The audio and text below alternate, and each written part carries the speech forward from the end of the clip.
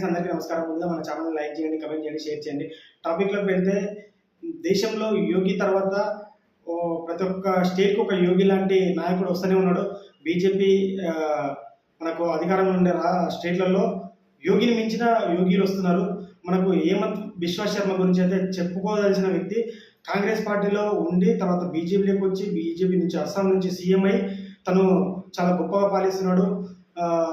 తను మరో యోగి మించిపోతాడా అనే రేంజ్లో వర్క్ చేస్తున్నాడు. టాపిక్లోకి వెళ్తే ఇది చాలా ఇంట్రెస్టింగ్ న్యూస్. పక్కగా మీరు లైక్ చేయండి, కమెంట్ చేయండి, షేర్ చేయండి.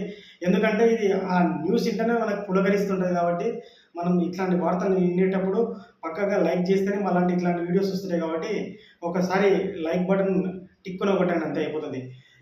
టాపిక్లోకి వెళ్తే మనకు ఈ బంగ్లాదేశ్ నా కొడుకులు, ఈ రోహింగ్యా నా కొడుకులు వేరే దేశం నుంచి వచ్చి మన దేశంలో ఇల్లీగల్గా ఉంటున్నారు.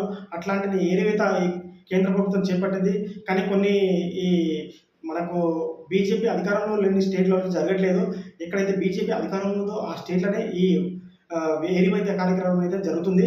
కాబట్టి మనకు హేమంత్ బిశ్వ శర్మ ఈరోజు అంటే రోజు డ్రైవ్ చేస్తున్నారు.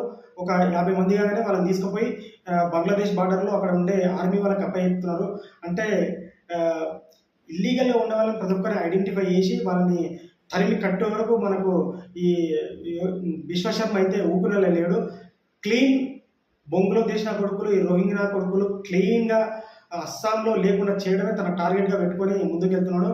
ఈరోజు అయితే ఒక 20 మంది 15 నుంచి 20 మందిని బంగ్లాదేశ్ నా కొడుకులని బార్డర్లో వాళ్ళకి అప్పచెప్పడం జరిగింది.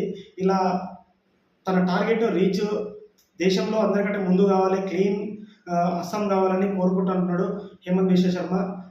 ఇది బీజేపీ స్టేట్లో జరుగుతుంది కాబట్టి మనము ఇట్లాంటి ఎవడో పక్క దేశం నుంచి పారిపోయి వచ్చి మన దేశంలో ఇల్లీగల్ యాక్టివిటీ చేస్తూ మన ఫండ్స్ను దోసుకొని తింటున్నాడో వాడిని ఈ దేశం నుంచి తరమాలంటే మన స్టేట్లో కూడా మన అనుకూల ప్రభుత్వం అంటే మనకు సేవ చేసేటోడు ఆ కొడుకులను తరిమి కొట్టే కొడుకులు ఎవడైతే ఉంటాడో వాళ్ళని ఎన్నుకోవాలి.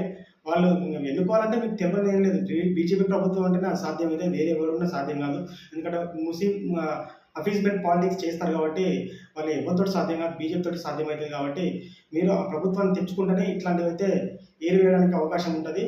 మీకు ఈ వీడియో నచ్చినట్టయితే లైక్ చేయండి, కమెంట్ చేయండి, షేర్ చేయండి. 10 మందికి ఈ ఛానల్ని షేర్ చేయండి. అదేవిధంగా ఛానల్ సబ్స్క్రైబ్ చేసుకోండి.